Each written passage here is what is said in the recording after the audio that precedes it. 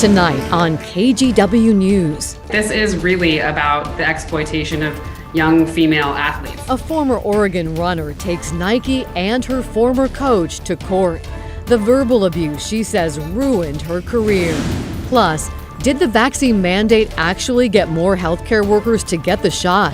Then, the tax credit coming to Oregonians next year. And later, get used to lower river levels. Nothing compared to what we should have right now. The changing conditions boaters should know about.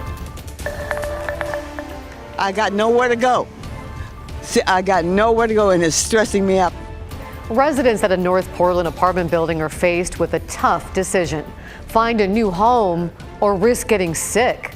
Thank you for joining us here at 11. I'm Laurel Porter. Another person in their building has gotten Legionnaires' disease. Since the start of the year, several people have been hospitalized with it, and one woman died. KGW's Alma McCarty joins us live in the newsroom with the latest. Alma? Well, another case of Legionnaires' disease prompted this letter to Rosemont Court residents. In it, the Multnomah County Health Department asked them to find new housing ASAP. Health officials wrote that they're worried Legionella, the bacteria that causes this, is still in the water at the affordable senior apartments. Marilyn Hassan has lived here at Rosemont Court in North Portland for 13 years. It's not just an apartment building to her. It's a place she calls home. This is my neighborhood. This is my bus stop. I know my neighbors. I laugh and dance with my Walkman. We're close here. She can't help but get emotional after she and 80 other residents received notice of yet another Legionnaires' case inside her building. And with that notice, requests from both the county and management company for residents to relocate. I feel safe here, and to tell me that we strongly encourage you to move.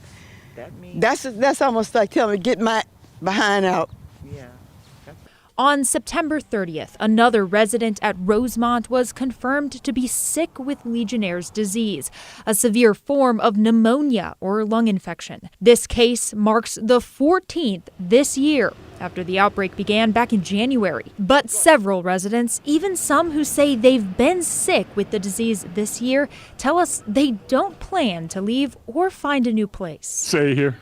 I have to stay here, fight it out. Would not make any sense fiscally for me, and I suspect that's true for just about everybody else here, would not make any sense fiscally to move to those places. There's someone that comes out every Wednesday, but the places that they're offering, they're dumps. We are all looking. The prices are too high. We need help. Stuck between a rock and a hard place for now, they're hoping for viable solutions. We cannot afford to move out of here. That's why we're here, and it's like we've been nicely forced out. County officials have been working with Rosemont Court since January to destroy any potential bacteria. They've installed a disinfection system and added filters on faucets. The last Legionnaires' disease case at the building was reported back in June. Boy, you really feel for those residents. Thank you, Alma. Just into the newsroom tonight, a memorial protest in downtown Portland has turned destructive. Protesters smashed several windows at businesses around Southwest 2nd and Alder, including the Nordstrom Rack. The protesters were marking the 2-year anniversary of the death of left-wing activist Sean Keeleher. He was killed in a hit-and-run in Northeast Portland. We're working to find out if anyone was arrested or hurt. We'll let you know when we get more information. Now to Oregon's COVID vaccine mandate kicking in for healthcare workers and others. Some have said they will fight the mandate, but others have used the deadline as inspiration to get their COVID shot. KGW's Pat Doris talked with a healthcare leader for Legacy, which was among the first in Oregon to issue its own requirement. Roughly 14,000 people work in the Legacy health system, and when Legacy laid out their COVID vaccine mandate, they went far beyond their employees.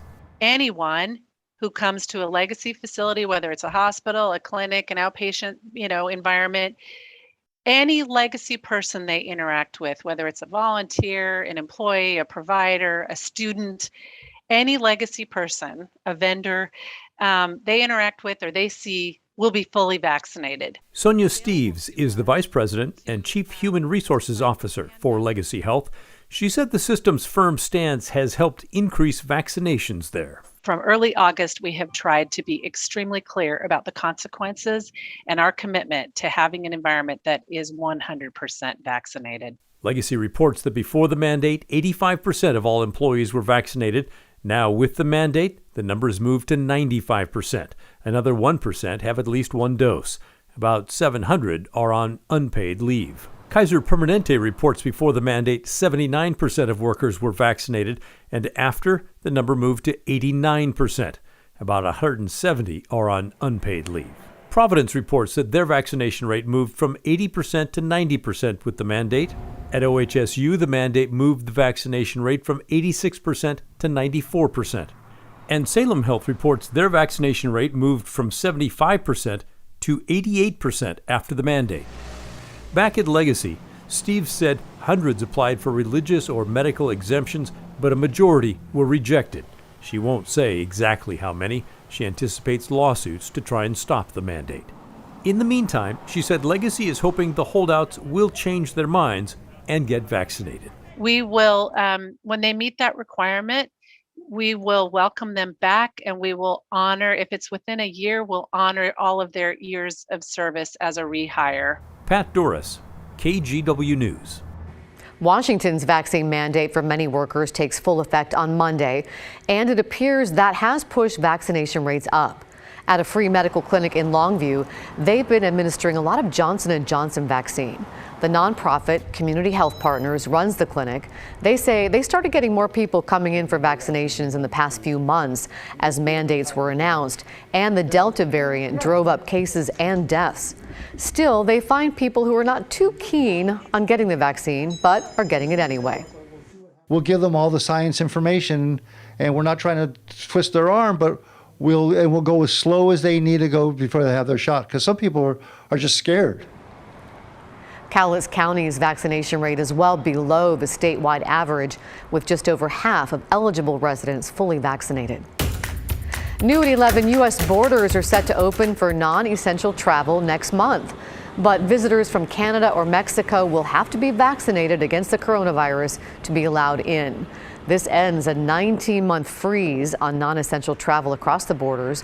The new rules will be officially announced tomorrow. Now let's get you caught up on tonight's other headlines. Oregonians will be getting a kicker credit next year. The state has a nearly $1.9 billion tax surplus.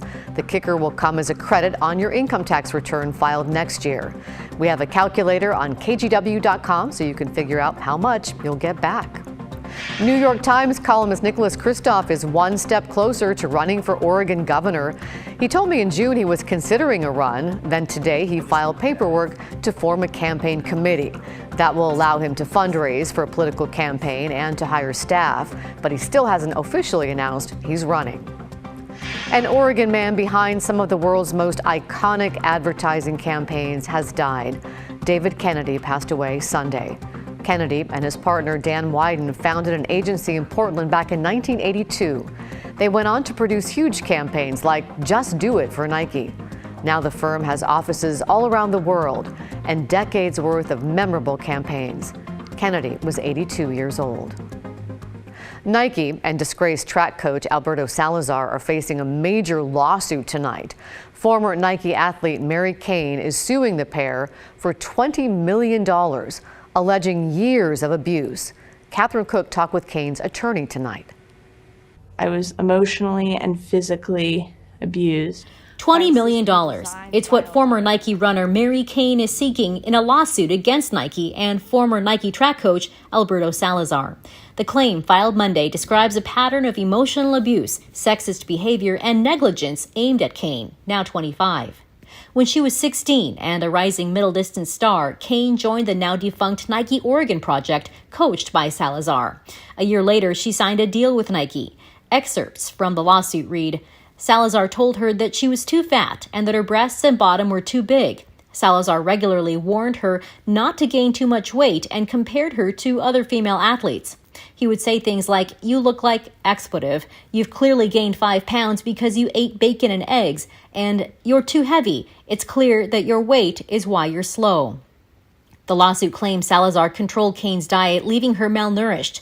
Once, she was so hungry she stole teammates' protein bars and ate them in the bathroom. Kane's attorney, Kristen McCall, wants this case to show why companies should prioritize women's health and well-being, not just winning and profits. These athletes who have been abused and neglected have the strongest drive and commitment to themselves that I've ever seen, and then it gets exploited. The lawsuit claims Nike's in-house sports psychologist, Darren Treasure, witnessed Kane cutting herself, engaging in other forms of self-harm, and knew she had developed an eating disorder. But after telling Salazar about it, neither intervened.